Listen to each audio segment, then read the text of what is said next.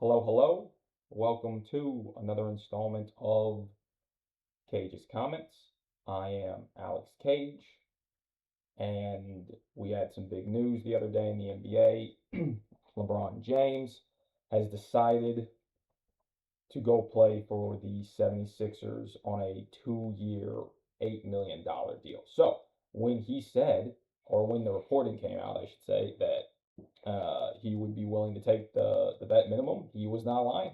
He was in fact willing to take the vet minimum, will be taking the vet minimum. There will be rookies, uh, top pick rookies making more money than LeBron this year as he goes into his age 42 season. Jesus Christ. Uh, so we're gonna get into that, and that will be, I think, pretty much the whole video today. So hopefully a short one, and you guys won't have to hear me droning on for 50 minutes. But I was very surprised that he chose Philly. I thought he was going to end up either back in Cleveland because it's Cleveland, or he was going to go join his buddy Draymond and Steph and kind of redo the Olympic team stuff in Golden State.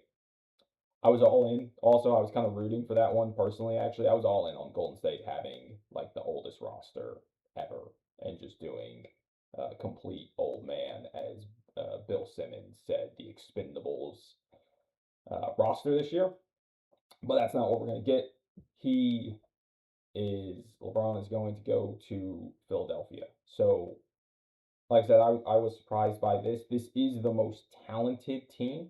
And certainly when you think of, like star players that he could play with, Maxey, Brown, Embiid, and then, by the way, the number 3 pick in the draft last year, LBJ Edgecombe, right? Um, all of that is available. And so, he slots in. They need a power forward. They did pick up Dean Wade as well, but he's going to go right back to the bench now. And so that is, for Philly, totally understand it. LeBron is the best non, rookie star value in sports, right? Unless you have a star quarterback on a rookie deal or a superstar NBA player on their rookie contract, there's not a better value in sports than LeBron James, even at this age, on the vet minimum. So awesome for Philly. And, you know, they are, I should have pulled this up before, but I believe, if I take a look, betting odds for NBA Finals. The Sixers are now tied with the Knicks. Oklahoma City and San Antonio are still, and this is just ESPN, but plus 900, tied with the Knicks for third. So, top of the East there with Philly, which makes a ton of sense. And I get that. I also thought this was one of the reasons I didn't think he was going to go Philly is also because I thought that maybe he'd want to go somewhere where he would have the ability to be a little more, get a little more credit for it, right? You'd be a little more maybe impactful as opposed to going somewhere where he would be like, maybe when they're all healthy, which is probably the biggest asterisk on this team, any team that employs Joel Embiid. But when they're all healthy, he is maybe the fourth, and depending on how big of a jump Edgecombe takes, maybe the fifth best player on the team. And so I didn't think he'd necessarily be interested in that, but uh, he is the ultimate Swiss Army knife. He can mold his game to whatever it needs to be. So he's there in Philly, but that is a lot of mouths to feed. Um, and I doubt I will be the first or the last person saying this, but there is only one ball. And Maxey and Jalen Brown were, or I should say, Brown and Maxey were 2 and 3 respectively in field goal attempts per game last season, and they were first and second respectively in total field goal attempts for the whole season because they played more games than Luka Doncic did, who led the league in field goal attempts per game. And that's before you talk about Edgecombe got basically 14 shots a game as a rookie. LeBron took 15. And then, oh, by the way, when he played, Embiid took 18 shots a game. That's ton, a ton of shots to try and disperse. Uh, Data Ball R has on ball percentage, which is the percentage of time that player has the ball in their hands when they're on the court. Maxey was 37.5 last year. Edgecombe was 23. Jalen Brown was 28. LeBron James was 23. I don't have Embiid's because again, the biggest asterisk is when he plays, right? So all of those guys are gonna have to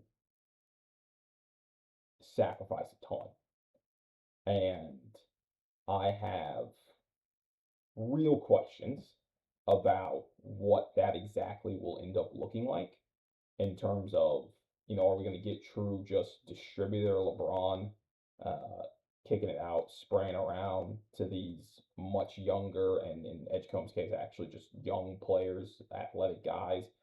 That is, I think, probably the best version of this team, but that puts Jalen Brown, I think, in a weird spot in terms of does that make him like the third or fourth option when they're all there, right? If LeBron is orchestrating everything, I like what I think Maxey and Edgecombe have legit upside as just off ball play finishers if you want LeBron orchestrating everything. Jalen Brown just second highest usage rate in the league, uh, second right second highest field goal attempts per game, and he came out of that season despite the lack of team success and made it very clear that that was his favorite season, right? Like that he enjoyed that more than he enjoyed the seasons where he was second fiddle, but they made the finals or won the finals, and he won Finals MVP, right? Like that is, I think that's going to be an interesting plot line um, throughout this season is if this works out where it's like, hey, the best orchestrator is LeBron, right? And he's, a more than willing passer. We're going to kind of run things through the point forward. Is Jalen Brown okay with that? Is Jalen Brown like that? When his shot attempts and his usage and his on ball percentage and all that stuff comes down, is that something where, hey, you know what? We took the load off of him on offense, so now we get right the best version of him defensively, right? Where he doesn't have to kind of try to be the best player on both ends every single night. Maybe. Or is he unhappy because he apparently liked being the center of attention and having the ball in his hands every possession? Um, I just that's I think that's something to watch, and is a real question that I have. And then the other thing is like so LeBron signs a 2 year deal, um, and everywhere he's been right since when he left Cleveland, right, they won the championship the second year in Miami. They won this championship the second year he went back to Cleveland, and the second year that he was in LA. Although that one's a little weird because that was the first year with Anthony Davis. Um, is this team going to need a year to gel and get the chemistry and figure out how they want to play together, how they want to play when Embiid plays, how they want to play when Embiid doesn't play, which is, I think, probably honestly, besides all of the mouths to feed and the fact that, I think, again, I think Maxey and Edgecombe have potential, but I don't know that we've seen a ton of, certainly not Edgecombe, but a ton of these guys just play in completely like off ball roles.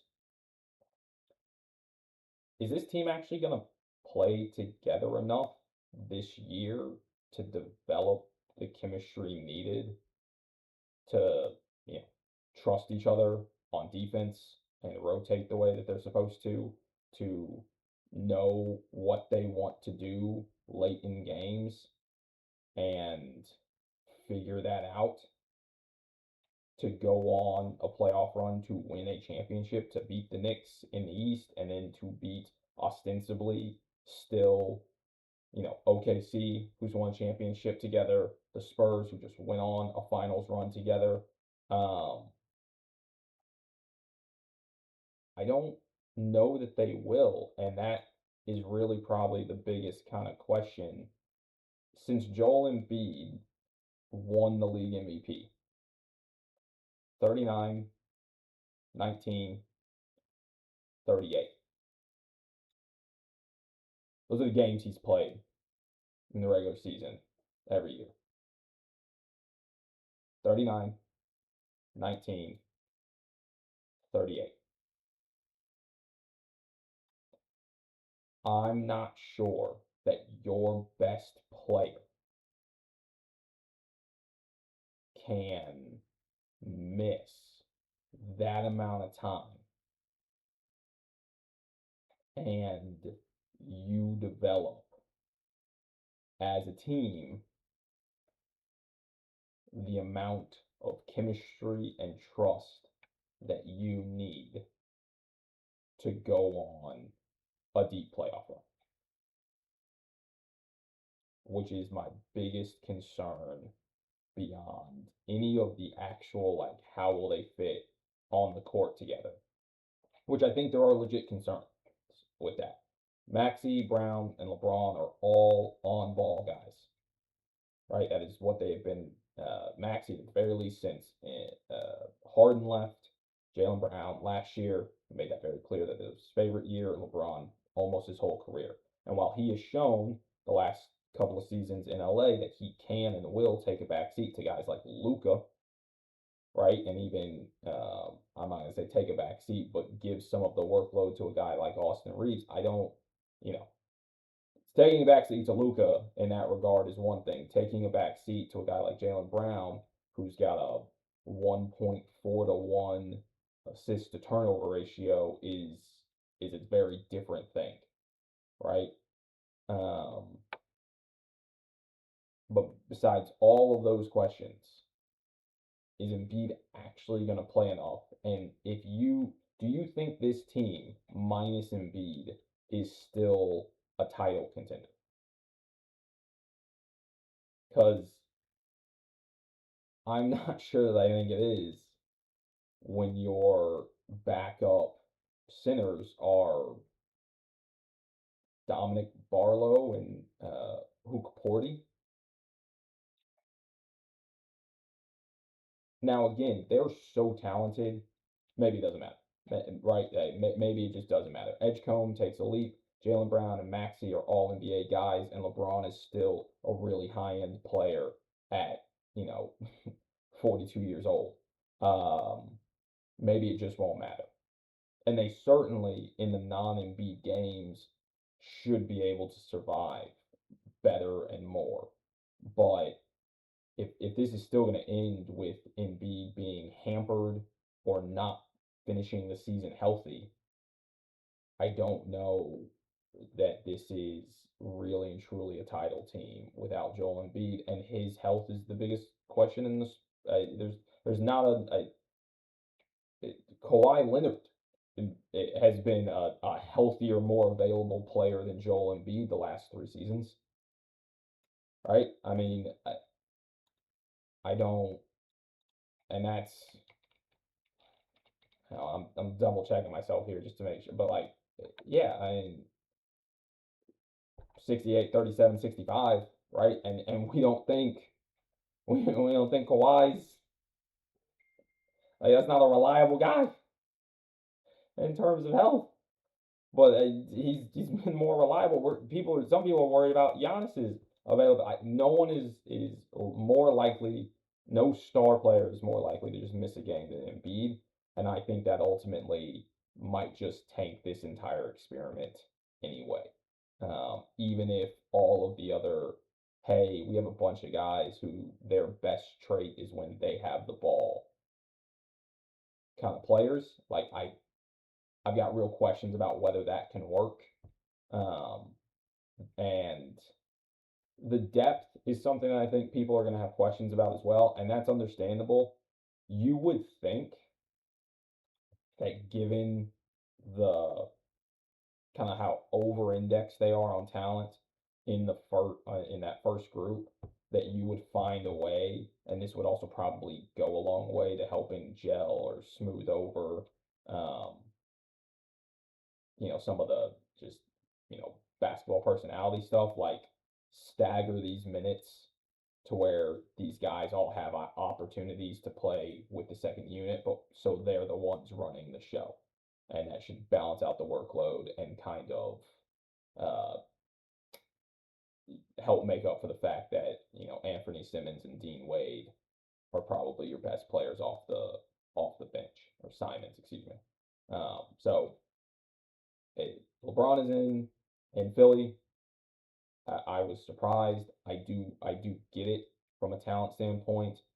I think there are real questions about the basketball fit and whether or not, you know, Jaylen Brown, coming off the years coming off of, and what he said about that will enjoy this style where they are all going to have to kind of cut down on usage rate and stuff like that. But I really think that the Embiid stuff is probably, unfortunately, just gonna nix this before it ever really gets started. But let me know what you guys think in the comments. Please like, rate, and subscribe. I will talk to you guys next time, and at that point, we will probably be fully into football season. All right, thanks.